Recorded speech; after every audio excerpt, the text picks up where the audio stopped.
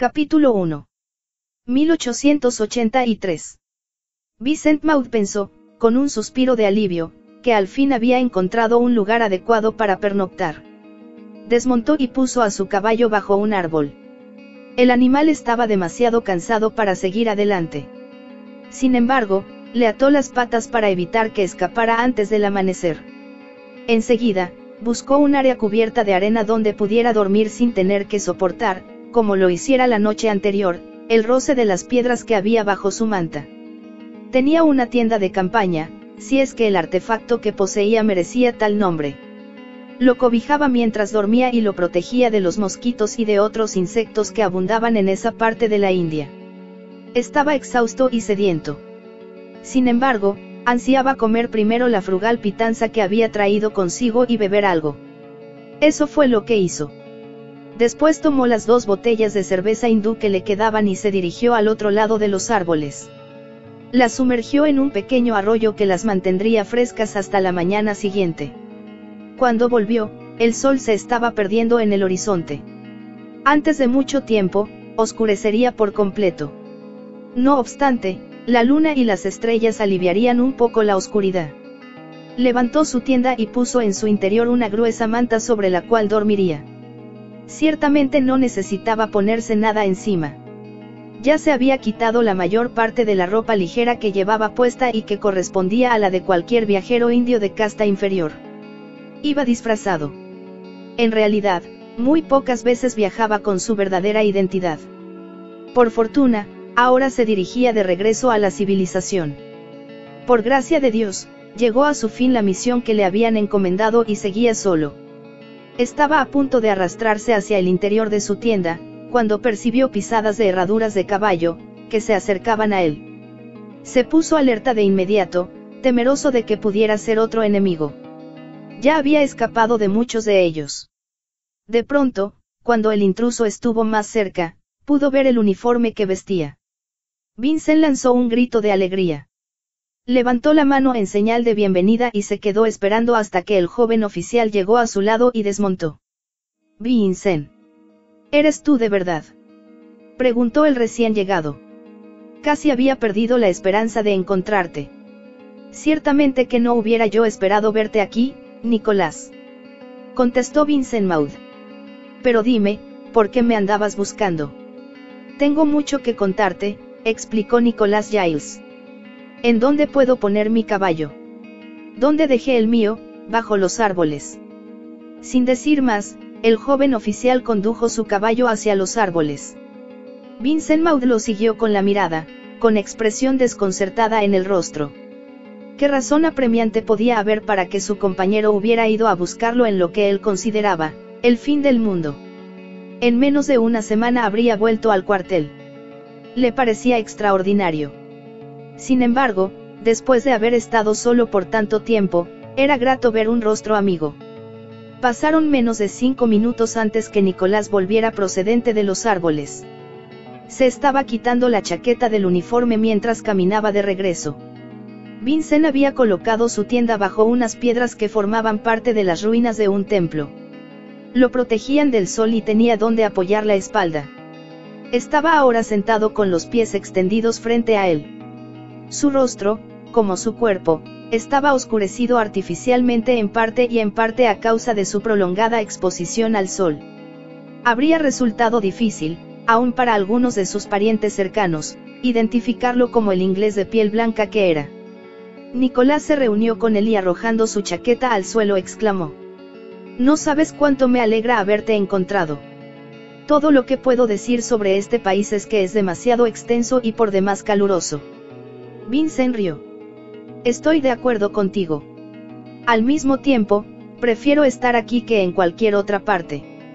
«Pues me temo que muy pronto estarás precisamente, en otra parte», contestó Nicolás. Vincent lo miró sorprendido. «¿Qué quieres decir con eso?». «El virrey me ordenó que viniera a buscarte». «¿El virrey? ¿Qué diablos quiere ahora?». Nicolás le extendió un periódico. «Ante todo, Vincent, te envió esto». Vincent tomó el periódico de las manos de Nicolás y advirtió que estaba cubierto en la sección llamada circular de la corte. «Son malas noticias», me temo, añadió Nicolás. Vincent recorrió la página con la vista y vio que una nota había sido subrayada. Decía: murió el cuarto marqués de Marifin. Lamentamos de manera profunda informar de la muerte repentina del marqués de Marifin, representante de su majestad la reina, en Berkshire. El marqués estuvo enfermo solo unas cuantas semanas, antes que falleciera el jueves pasado. Habiendo sido jefe de una de las familias más antiguas y respetadas de Inglaterra, será echado de menos tanto en el condado donde residía como en la corte, donde ocupara siempre una deferente posición. Seguía una interminable descripción de los numerosos puestos que el difunto marqués había ocupado dentro de la corte y las muchas condecoraciones que había recibido. En el siguiente párrafo se leía: el filiado marqués nunca se casó y su heredero es el capitán Vincent Maud, quien se encuentra en la actualidad en el extranjero, al servicio de su regimiento. El capitán Maud es hijo del difunto Lord Richard de Maud, hermano menor del marqués desaparecido. El funeral tendrá lugar el próximo sábado en el Priorato Marifin. Vincent leyó la información de principio a fin. Después bajó el periódico y Nicolás dijo: lo siento, Vincent, y eso significa, desde luego, que vamos a perderte. Supongo que tendré que volver a casa, replicó confundido el nuevo marqués. Eso es lo que sugirió el virrey. También pensó que debías hacerlo cuanto antes, sin volver antes al cuartel. Vincent enarcó las cejas. ¿Por qué dijo tal cosa? Hubo una leve pausa y enseguida Nicolás explicó: esa es otra cosa que tengo que comunicarte. Tienes un enemigo. Eso lo sé muy bien, contestó Vincent. No me refiero a los enemigos a quienes te has tenido que enfrentar recientemente. No hay nada extraordinario en ellos. Entonces, ¿a qué te refieres?, preguntó Vincent asombrado. Cuando te fuiste, y recordarás que lo hiciste a medianoche, Jeffrey Wood se enteró de inmediato por boca de su asistente. Vincent conocía muy bien a Jeffrey Wood. Era otro de sus compañeros de armas, oficial como él y por quien no sentía mucha simpatía. El mayor Wood resentía que recibiera tratamiento especial debido a su participación en lo que los ingleses llamaban en secreto, el gran juego. Vincent dejaba de cumplir sus deberes en el regimiento por largos periodos de tiempo mientras realizaba sus misiones secretas. Nadie preguntaba dónde estaba. Desde luego, nunca había una fecha exacta para su regreso. Era enviado a sus misiones especiales por el virrey y por el alto mando del ejército. La mayor parte de los otros oficiales aceptaba esas ausencias sin mayor dificultad. Sin embargo, Jeffrey Wood sentía celos y envidia de que Vincent estuviera en contacto personal con los más altos superiores. Sus comentarios sarcásticos sobre el favoritismo irritaban a Vincent. Aunque casi todo el tiempo lo ignoraba, no podía menos que pensar que la actitud del otro hombre, mayor que él, era pueril. Después de un momento, preguntó: ¿y ahora qué ha hecho nuestro, querido, mayor Jeffrey Wood? Cuando te fuiste a mitad de la noche, continuó Nicolás, nadie más que yo te vio partir. Lo recuerdo muy bien. Todo tuvo que ser muy discreto, como de costumbre. Bueno, Jeffrey se dio cuenta de que tu habitación había quedado vacía. Sin esperar a que amaneciera, se instaló en ella, sin duda alguna temeroso de que alguien más la ocupara. Vincent rió. Característica inconfundible de las tácticas del mayor. Espero que se haya sentido cómodo en mi habitación. Fue asesinado en ella, informó Nicolás en voz baja. En algún momento transcurrido en el lapso en que se metió a tu cama y su asistente fue a despertarlo. ¿Asesinado?, exclamó Vincent. No puedo creerlo. Es verdad. El hombre que lo mató fue detenido. ¿Quién era? Un indio sin mucha importancia. Cuando lo obligaron, por medio de métodos nada agradables, a confesar la verdad, declaró que había recibido órdenes de Inglaterra para asesinarte. Vincent miró asombrado a su amigo. No te creo, replicó. ¿Quién podría desear matarme, en Inglaterra? En apariencia le pagaron bien, porque llevaba mucho dinero consigo, contestó Nicolás. Debe haber sido un ruso, como, de costumbre, de los que andan alborotando entre las tribus. El virrey, y en apariencia el comandante en jefe también, no lo creen así. Te mandan decir por mi conducto que ya puedes volver a casa, puesto que ahora eres el marqués de Maudelin, pero te sugieren que lo hagas discretamente y que de ninguna manera vuelvas al cuartel. Pero ustedes han detenido ya al hombre que asesinó a Jeffrey. El virrey supone que ese hombre no es el único al que dieron instrucciones para deshacerse de ti. ¿Recuerdas aquel incidente en el bazar, hace 2 meses? Vincent frunció el ceño. Por supuesto que lo recordaba. Volvía a través del bazar, después de haber tenido un encuentro secreto con un hombre que le había proporcionado información muy valiosa. Debido a que no había que disfrazarse para visitar a aquel hombre, Vincent llevaba puesto el uniforme. Simuló andar de compras, como lo hacían tantos soldados cuando no estaban en servicio. La conferencia, sin embargo, tomó más tiempo del que había anticipado. Oscurecía ya y las tiendas empezaban a iluminar sus mercancías con lámparas de aceite o velas. Enseguida aparecieron las sombras oscuras que en la India pueden ser siempre siniestras y que es preferible evitar. Vincent se abría paso a través de la multitud de hombres, mujeres, cabras, perros, asnos y una que otra vaca sagrada. Deambulaban, también, numerosos soldados por ahí. Un oficial cuyo nombre no conocía, se acercó a él en medio del tumulto para decirle: «Tú eres Maud, ¿verdad? Quería yo preguntarte». Al decir eso el soldado, Vincent vio que uno de los comerciantes del bazar lo llamaba. Pensó que debía querer avisarle que ya tenía listo el regalo que había ordenado para uno de sus amigos en Inglaterra. «Espera un momento», dijo al joven oficial que estaba junto a él. «Quiero hablar con ese hombre». Se abrió paso entre una multitud de chiquillos, hacia donde estaba el vendedor. Pensó que había hecho una suposición correcta y el regalo ordenado acababa de llegar. El hombre le informó que se lo enviaría al cuartel a la mañana siguiente. «Gracias, Ali», le dijo Vincent. «Te lo agradezco mucho. Tendré listo el dinero para cuando llegue el paquete». Se dio la vuelta, dispuesto a volver hacia donde lo esperaba el joven oficial. Observó, con gran sorpresa, que mientras él se había alejado, se había reunido una gran multitud. El oficial se encontraba tendido en el suelo. Había sido apuñalado por la espalda, con un cuchillo largo como un estilete. Antes que pudieran conducirlo a un médico, había muerto. No había ningún motivo, en absoluto, que pudiera aducirse, para que alguien hubiera querido asesinar a aquel joven oficial recién llegado de Inglaterra. Su comandante, cuando él y Vincent estuvieron a solas, le había comentado: «Abrigo la sospecha, Maud, de que, como ese joven fue asesinado por la espalda y ustedes dos iban de uniforme, ese puñal estaba destinado a ti». Vincent admitió entonces que tal probabilidad era muy lógica. Después de tantas misiones secretas, había, naturalmente, gente que tenía desconfianza de él. No decía nada, pero sospechaban que Vincent no era el oficial británico común que pretendía ser. Sin embargo, como nada más sucedió, Vincent había olvidado el incidente hasta ese momento.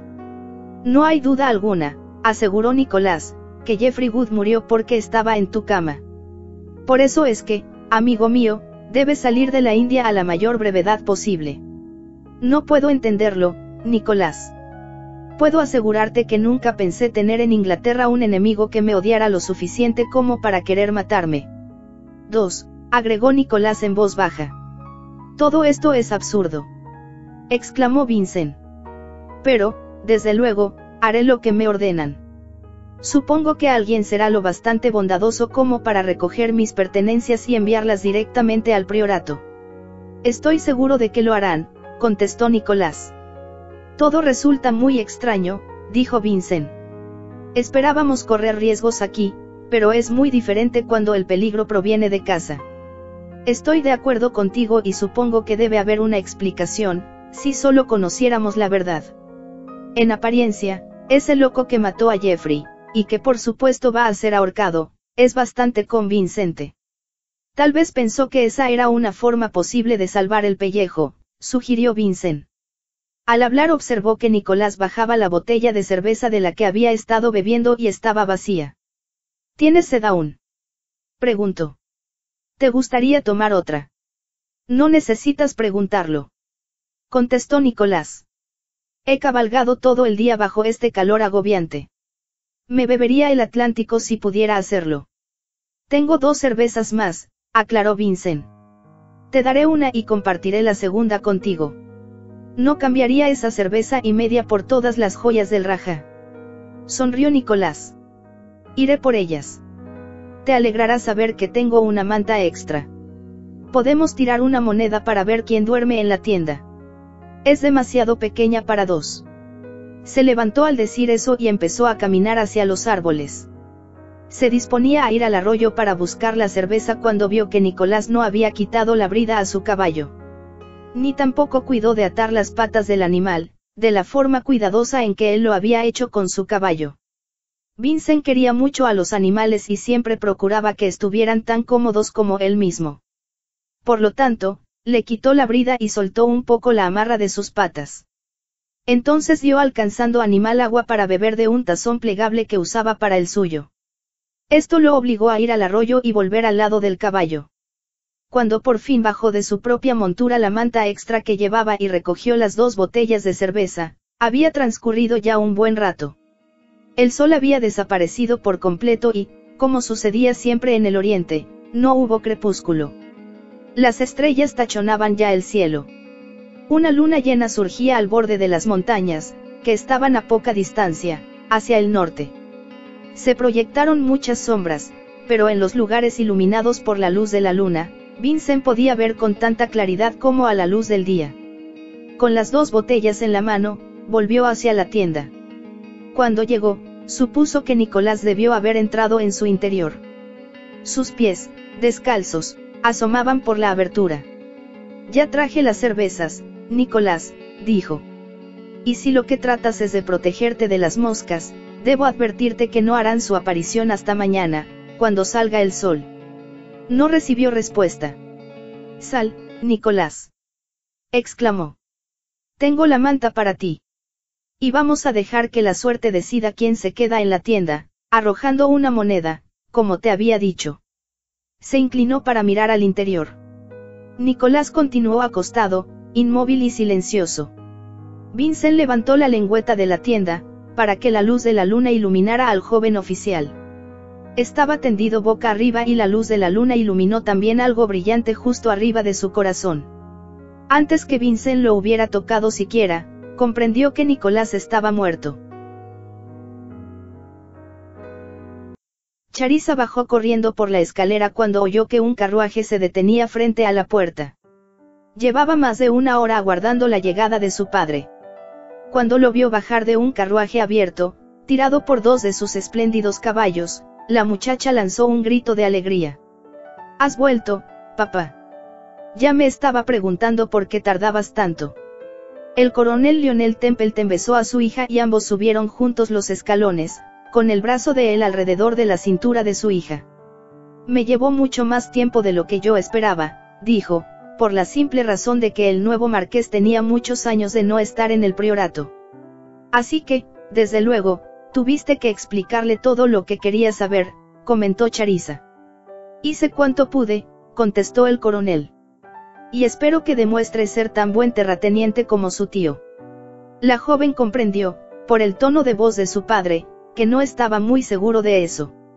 Espero, dijo ella, que cuando menos será generoso con los pensionados y, por supuesto, que conservará todos los asilos. Supongo que lo hará, aunque no pareció particularmente interesado en el asunto. Su mayor interés era saber qué rentas recibiría de sus arrendatarios y si los granjeros irían a producir una buena cosecha. Habían llegado al estudio para entonces. Mientras el coronel se acercaba a la mesita de bebidas para servirse una copa, Charissa se sentaba en el sofá. Comprendió, por la forma en que su padre había estado hablando, que algo lo inquietaba. Cuando se acercó a ella con una copa en la mano, la muchacha preguntó: ¿Qué sucede, papá? Nada, con exactitud, contestó el coronel. Y supongo que es lo que yo siempre he deseado que sucediera, aunque no con tanta rapidez. Charissa lo miró desconcertada. ¿A qué te refieres?, preguntó. El nuevo marqués ha sugerido, de una forma un tanto velada, te confieso, que deberías casarte con él. Ella miró a su padre con el más absoluto asombro. ¿Sugirió eso, cuando recién acaba de llegar. Como te digo, lo hizo de una forma indirecta. De cualquier modo, queridita, a mí me pareció que se estaba precipitando demasiado. Tomando en consideración que tienes, cuando menos, 10 años de no verlo. 14. Aclaró Charissa. Lo estuve calculando esta mañana. Yo tenía tan solo 4 años. Hubo una fiesta en Navidad a la cual fue invitada toda la familia Maud. Y no podías haber pensado en él, en aquel entonces, como un futuro pretendiente. El coronel bajó su copa, cruzó la habitación y volvió sobre sus pasos antes de agregar. No voy a negarte, mi amor, que en el fondo de mi mente ha estado siempre la idea de que podrías casarte con el heredero del difunto marqués, dado que él y yo fuimos tan buenos amigos. Con frecuencia he pensado que eso era lo que tú esperabas, papá. Dijo Charissa. Después de todo, el priorato de Marifin significa mucho para ti. Y no solo porque su señoría sabía que tú estabas al pendiente de todo. Yo siempre he pensado que fuiste su administrador gratuito. Ni siquiera eso, juzgo yo, puesto que siempre me vi obligado a ayudarlo económicamente debido a que nunca tenía suficientes ingresos. ¿Consideras de verdad, papá, que como tú le tenías tanto aprecio, no se sentía turbado por tu generosidad? Por supuesto que no. Contestó el coronel con firmeza. Al mismo tiempo, no quiero que un jovencito al que acabo de conocer dé por hecho que puede meter la mano en mi bolsillo cuantas veces le plazca. Y para asegurarse de que pueda hacerlo sin problemas, está dispuesto a convertirte en su esposa. Entonces, ¿realmente es eso lo que está pensando? Tal vez lo he expresado con demasiada violencia. Pero tú sabes bien, querida, que sé conocer el corazón de los hombres. Siempre se dijo en el regimiento que yo tenía la extraña capacidad de mirar hasta lo más recóndito del alma de un ser humano. Y claro que así es. Por lo tanto, debemos sugerir al nuevo marqués que él tiene que encontrar sus propios amigos, para que lo apoyen con dinero y que no espere depender de ti. Yo haría eso sin titubeos, si no fuera por Marifin. Tenías mucha razón, mi querida niña, al decir lo mucho que significa ese lugar para mí. Se echó a reír antes de continuar. Con frecuencia pienso que el priorato significa más para mí que para los propios Maud. Pero, desde luego, tu madre era una Maud y no puedo olvidar cuánto amaba la casa ancestral de su familia. El coronel se había casado con una prima del marqués. A pesar de no ser una colateral cercana, de cualquier modo, había sido una Maud. Cuando su padre compró una propiedad que colindaba con el priorato Marifin, no tenía idea de lo estrechamente unidas que iban a quedar las dos familias tiempo después. Lionel Templeton, de joven, era muy apuesto y varonil. Conoció a Elizabeth Maud durante una de las primeras fiestas del priorato, a las que fue invitado. Y se enamoró perdidamente de ella. Ella también lo amó. A la familia le pareció muy adecuado que se estableciera una relación tan cercana con su vecino inmediato y, asimismo, pareció encantada de que Elizabeth se hubiera casado con un hombre muy rico. El padre del coronel hizo una fortuna en la marina mercante, en el norte de Inglaterra. Después se instaló en el sur, porque quería llevar la vida de un caballero. Procedía de una antigua familia de terratenientes, pero se había metido en el negocio de los barcos cuando era muy joven. Una vez que fue lo bastante adinerado como para dejar el negocio, decidió alejarse del norte. Intentó dar principio a una nueva vida. Encontró en Berkshire la casa que respondía exactamente a la que deseaba. No se parecía, desde luego, en nada al priorato, puesto que había sido construida a mediados del siglo XVIII. Sin embargo, en su estilo, era en extremo impresionante. Pronto tuvo su propiedad funcionando con tanta eficiencia, que se convirtió en ejemplo para todos los terratenientes vecinos. Así pues, no resultó sorprendente que cuando el cuarto marqués de Marifin heredó el título, se volviera a su hijo, que era de la misma edad que él, en busca de consejo. La amistad de los dos hombres resultó satisfactoria para ambos. Charissa había querido mucho al tío George, como llamaba al desaparecido marqués. Debido a que su padre pasaba tanto tiempo en el priorato, este se volvió para ella como un segundo hogar. No existía un solo rincón de la propiedad con el cual ella no estuviera familiarizada. Le encantaba la belleza de las viejas habitaciones y era su deleite recorrer los pasadizos secretos que habían sido construidos inicialmente por los monjes. Estos se habían visto obligados a protegerse de la persecución que sufrieron los católicos durante la época de la reina Isabel. Más tarde, los pasadizos fueron extendidos y utilizados por los realistas, para ocultarse de las tropas de Cromwell.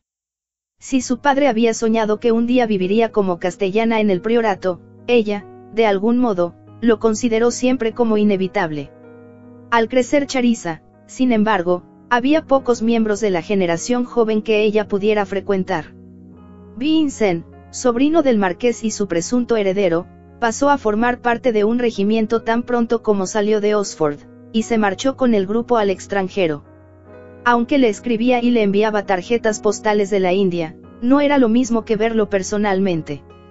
Él había sido, pensó ahora, el más agradable de todos los hombres de la familia Maud.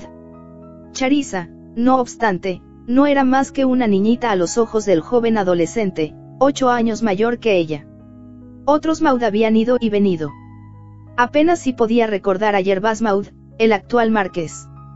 Fue una terrible impresión cuando supieron que Vincent había fallecido. ¿Cómo es posible que el destino haya sido tan cruel?, preguntó a su padre. Las noticias llegaron de la India poco tiempo después del funeral del marqués. Su padre fue notificado por Gervase Maud, quien le escribió una carta. En ella le decía que no había podido asistir al funeral porque se encontraba en París. Sin embargo, se había enterado de la muerte de su primo y como el título le correspondía ahora a él, volvería a Inglaterra lo más pronto posible. No obstante, existía un cierto problema. El coronel del regimiento de Vincent comunicó a la oficina de guerra que había sido descubierto el que se suponía que era su cadáver, en un remoto lugar del país. Sin embargo, no era posible asegurar que la identificación fuera correcta. El coronel Templeton fue a Londres, para informarse directamente en la oficina de guerra. Supo que, aunque un cadáver fue hallado en la tienda de Vincent, con una puñalada en el pecho, había transcurrido una semana antes que los ingleses lo encontraran. Debido a la descomposición producida por el intenso calor, había sido difícil identificarlo con precisión. El coronel se enteró, también, de que había desaparecido un oficial compañero de Vincent. Y continuaban buscándolo. Era posible que él pudiera proporcionar una mejor información a las autoridades. Sin embargo, un mes más tarde, bajo presión de Gervase Maud, la oficina de guerra se vio obligada a confirmar que Vincent había muerto. Fue así cuando Gervase se convirtió en el 6º marqués. No llegó al priorato hasta que estuvo todo arreglado. Ahora lo había hecho y el coronel acudió a entrevistarlo porque él lo llamó. ¿Cómo es?, preguntó Charissa. Su padre titubeó. Tenía muchos años de no verlo, contestó. De hecho, deben ser 14, como tú dices. Parece un Maud, en verdad. Sí, admitió el coronel, aunque hay algo en él que lo hace diferente. Supongo que se debe a que ha residido en el extranjero por mucho tiempo y es más cosmopolita que el resto de la familia. ¿Por qué vivía en Francia?, preguntó Charissa. Yo he preguntado con frecuencia el motivo, pero nadie me ha dado la respuesta. Me dicen que disfruta mucho de París. Además, su madre era medio francesa. Fue educado allá, así que todos sus amigos son franceses. Es difícil imaginar a un Maud que no sea un clásico caballero inglés terrateniente y administrador de su finca. Eso es lo que yo pienso también. El coronel guardó silencio un momento antes de añadir. Supongo que como los matrimonios entre los aristócratas franceses son casi siempre concertados, es fácil inferir que Gervase piense que su propio matrimonio debe ser así. Por eso es que se acercó primero a mí, antes de verte siquiera. Creo que debemos precisar, papá, que nosotros somos unos verdaderos ingleses. Tú siempre me prometiste que nunca me obligarías a casarme con un hombre a quien no amara. Por supuesto que jamás te obligaré. Al mismo tiempo, queridita mía, me gustaría que vieras a Gervase con una mente práctica. Se detuvo antes de proseguir diciendo. Debemos tener en cuenta que un joven que ha crecido entre franceses no pensará ni actuará exactamente como alguien que ha estudiado en Eton y Oxford y después, de manera inevitable, ingresa al regimiento familiar. Lo comprendo, contestó Charissa. Sin embargo, papá, no tengo deseos de casarme con nadie precipitadamente. Me encanta estar contigo y amo mi hogar. Pero también amas el priorato Marifin, agregó su padre con voz baja. Es precioso, lo reconozco, pero está solo hecho de ladrillos y piedras. Calló un momento antes de continuar. Tú amaste a mamá y ella te amó a ti. Lo que yo quiero es casarme con un hombre con quien pueda ser feliz, no porque posea algo en particular, sino simplemente porque me entregue su corazón. El coronel miró a su hija. Entonces la abrazó y la besó. Eso es lo que anhelo para ti, mi amor, dijo con cariño. Sin embargo, cenaremos esta noche en el priorato y, como ya te he dicho, ambos debemos ver a Gervás con un criterio muy práctico.